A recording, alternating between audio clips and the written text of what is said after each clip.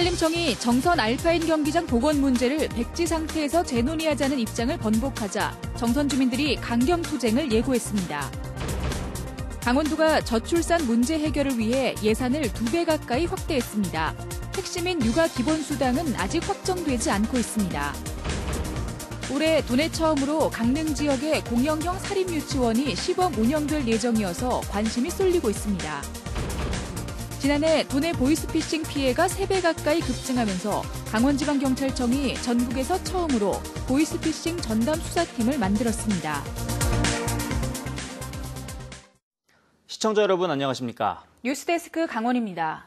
지난 22일 타결된 정선 알파인 경기장 문제 해결을 위한 사회적 합의기구 구성에 어려움이 예상됩니다. 백지 상태에서 재논의하는 문제를 놓고 산림청의 입장이 번복된 가운데 주민들은 강경 투쟁을 예고했습니다. 홍한표 기자가 보도합니다. 가리왕산 알파인 경기장의 전면 복원과 시설 존치를 놓고 논란이 계속되자 지난 22일 김재현 산림청장이 정선군을 방문했습니다. 주민들이 알파인 경기장 시설 철거 반대 집회까지 열며 거세게 반발하자 오는 31일까지 사회적 합의기구를 구성하기로 타결이 이루어졌습니다. 가리왕산을 둘러싼 이해관계자들이 참여하는 대화의 기구를 운영하겠다라고 이렇게 말씀을 주셨고요. 또 이에 당사자끼리 구성하는 만큼 백지 상태에서 논의하느냐는 질문에도 긍정적으로 답했습니다. 복원을 전제로 한 게 아니라 백지 상태에서 논의를 해보자. 예, 각자 이해관계를 가지고 이야기를 해보자. 하지만 산림청은 이후 백지 상태에서 재논의하는 것은 아니라는 입장을 내놔 말 바꾸기 논란이 일고 있습니다. 알파인 경기장 철거 반대 범군민투쟁위원회는 산림청이 약속을 뒤집었다며 상여 투쟁에 나서겠다고 밝혔습니다. 산림청장도 그렇게 물었을 때 답변을 했었거든요. 네. 그걸 다시 산림청에서 뒤집으면은 저희들은 신뢰가 떨어지잖아요. 주민들은 3박 4일 일정으로 다음 달 6일 정선에서 출발해 9일 동계올림픽 1주년 기념 행사장인 강릉과 평창에서 대규모 집회를 열 계획입니다. MBC 뉴스 홍한표입니다. 강원도가 저출산 문제를 해결하기 위해 관련 예산을 지난해에 2배가량 투입하기로 했습니다. 하지만 새 대책의 핵심인 육아 기본수당은 아직 예산이 확정되지도 않은 상태입니다. 이재규 기자가 보도합니다. 2017년 도내 출생아 수는 8,900명 선이었습니다. 2001년에 비해 46% 이상 줄어든 수치입니다. 반면 고령화 인구는 해마다 늘어 전체의 18%를 넘었습니다. 홍천, 철원, 삼척 등 10개 시군은 이미 초고령 사회에 진입했습니다. 저출산 문제 해결을 위해 강원도는 올해 2,260억 원을 투입합니다. 지난해보다 2배 정도 늘렸습니다. 전체 세부 사업은 28개인데 올해 새로 시작하는 사업은 2개입니다. 전국 최초로 자치단체 차원에서 추진하는 육아 기본수당이 그 첫 번째입니다. 당초 70만 원을 지급하려고 했지만 보건복지부가 난색을 표시해 30만 원으로 줄였습니다. 그거는 저희들 기본적으로 육아 기본수당을 올해 태어난 아이들과 이제 앞으로 4년 구간으로 설정했기 때문에. 하지만 아직 예산이 확정되지 않아 다음 달 도의회를 통과해야 하는 숙제가 남아 있습니다. 두 번째 새 대책은 안심분만을 위해 119 특수 구급 차량을 교체 보강하는 사업으로 예산 40억 원이 책정됐습니다. 나머지 26개 사업은 신혼부부 주거비용 지원, 난임부부 지원, 보육료 부모 부담금 지원, 아이돌봄 지원센터 등 기존에 추진하던 사업들입니다. 보완할 수 있는 부분은 앞으로 이제 2년차, 3년차 될 때 이 친구들이 4세가 돼서 5세, 6세가 될 때는 어떤 거를 또 직접적으로 갈 수 있는 거는 아마 저희가 아닌 다른 분들이 보완해서. 하지만 육아 기본수당 같은 현금성 저출산 정책이 어느 정도 효과가 있는지 아직 검증된 바가 없습니다. 도내 대부분 시군이 출산 장려금을 이미 지급하고 있어 중복 지급이라는 비판도 여전한 상황입니다. 저출산 극복을 위한 교육과 문화, 복지와 의료 확충 등 시군별 제도적 보완이 시급한 상황입니다. MBC 뉴스 이재규입니다. 지난해 전국의 사립유치원 감사 결과가 공개돼 큰 파장이 일었습니다. 이런 가운데 올해 도내 처음으로 강릉 지역의 공영형 사립유치원이 시범 운영될 예정이어서 관심이 쏠리고 있습니다. 보도에 배현환 기자입니다. 강릉의 한 사립유치원입니다. 만 3세부터 5세까지 유아 120여 명이 이곳에 다니고 있습니다. 이 유치원이 도내에서는 처음으로 올해 3월부터 공영형 사립유치원으로 시범 운영됩니다. 학부모 부담을 줄이고 이제 원화 모집에 걱정이 없고 또 재정적으로 행정적으로 지원을 받아서 원 운영이 조금 안정적으로 운영을 할 수 있게 되기를 기대하면서 신청을 하게 됐습니다.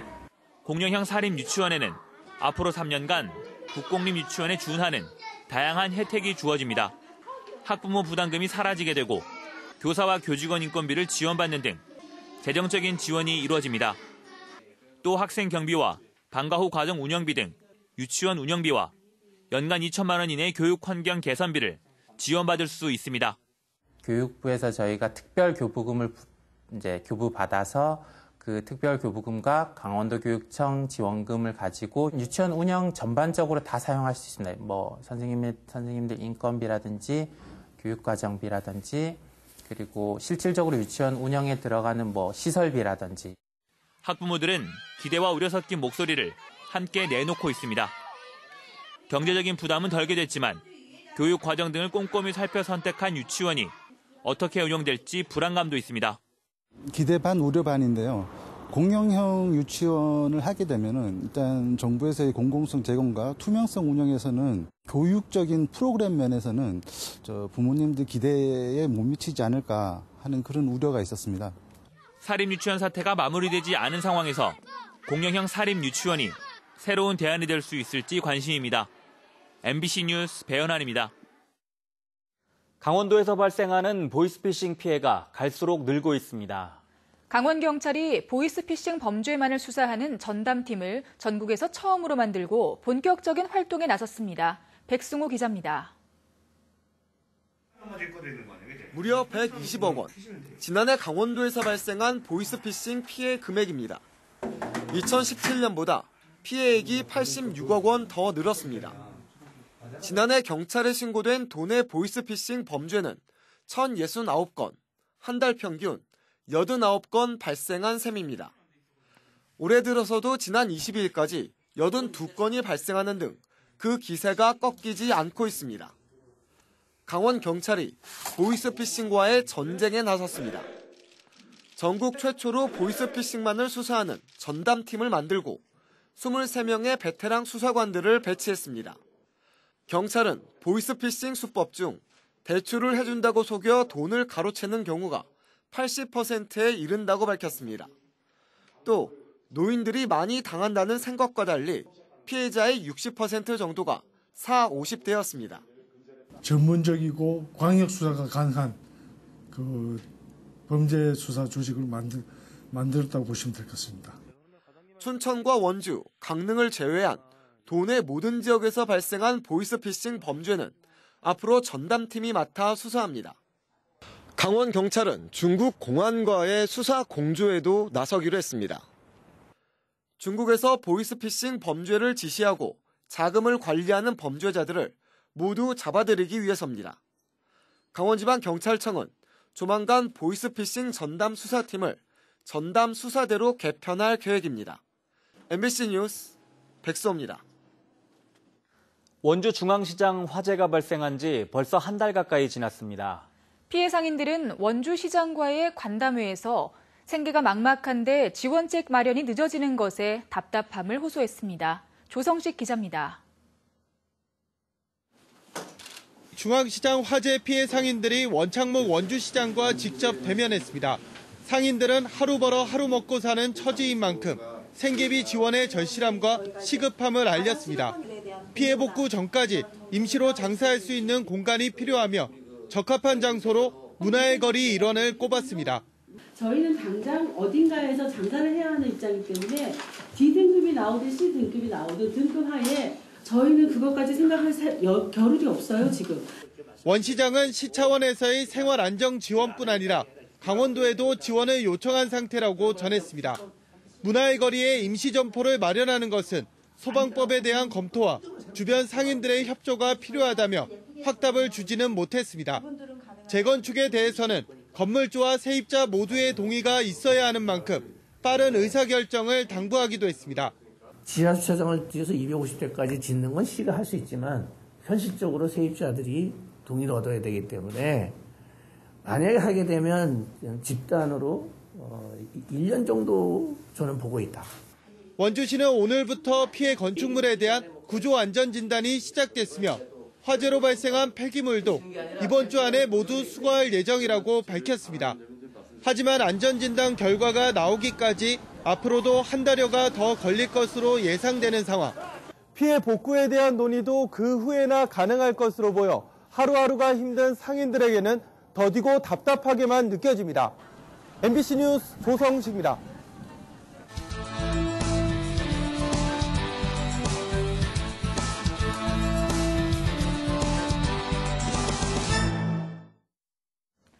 춘천 속초 동서고속과 철도 사업 착공이 지연되면서 설악권 주민들이 반발하고 있습니다.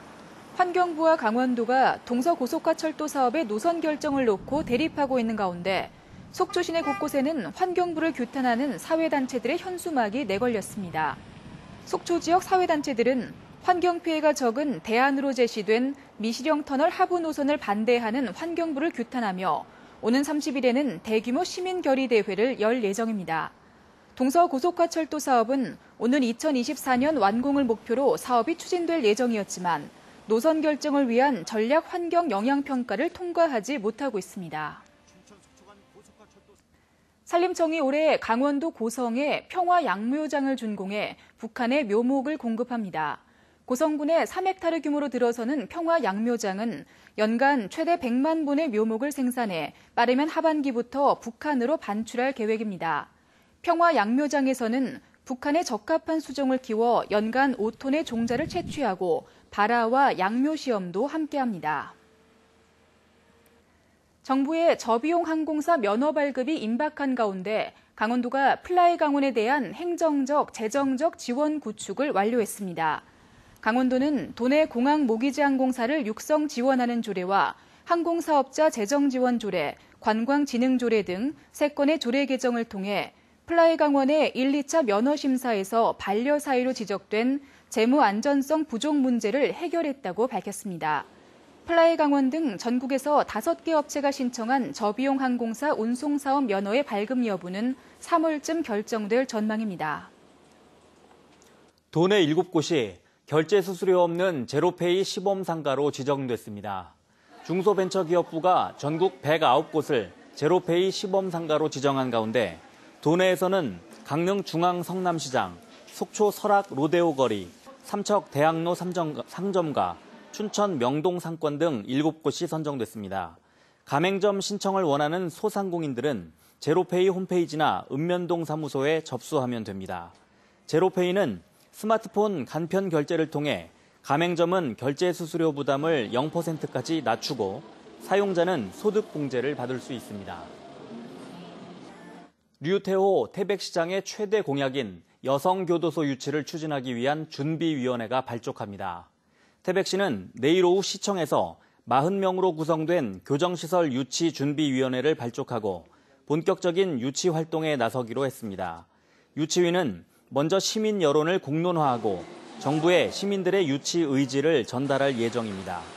태백시는 예정 부지 등을 사전에 조사하고 법무부의 교정시설 확충 계획과 동향 등을 파악해 대응해 나갈 방침입니다. 정부는 시도가 신청한 예비타당성 면제 대상 SOC 사업 선정 결과를 내일 발표합니다. 강원도는 제2경춘국도와 제천영월간 고속도로 사업 등을 예비타당성 면제 사업으로 요청했습니다. 제2경춘국도는 총 사업비 8,613억 원, 제천영월간 고속도로는 1조 1,649억 원이 각각 필요할 전망입니다. 대형 공공사업의 타당성을 검증하는 예비타당성 조사가 면제되면 경제성이 부족한 지역 현안 사업의 조기 추진이 가능하게 됩니다.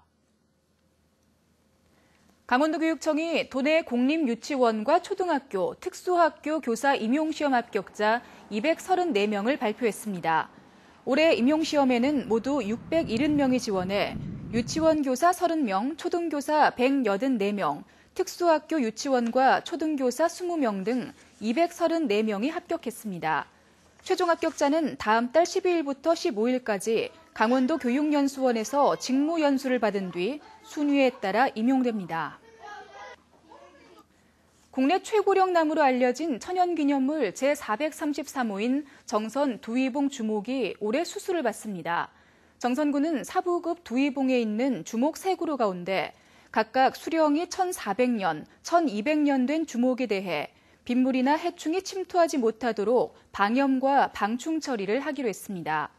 정선 두위봉 주목은 3그루의 수명이 1100년에서 1400년으로 우리나라에서 가장 오래됐고 수형도 수려해 지난 2002년 천연기념물로 지정됐습니다. 삼척시가 어촌 지역 활력을 위해 정부의 내년도 어촌 뉴딜 300사업 공모에 지원할 계획입니다. 삼척시는 올해 해양수산부가 공모하는 내년도 어촌 뉴딜 300사업에 2개소를 응모하기로 하고 대상지 선정과 기본계획 수립을 위한 용역에 착수했습니다. 삼척시는 어촌 뉴딜 300사업에 선정되면 국비를 지원받아 어항시설 현대화와 해양관광 연계 사업을 추진할 계획입니다. 뉴스를 마칩니다. 시청해주신 여러분 고맙습니다.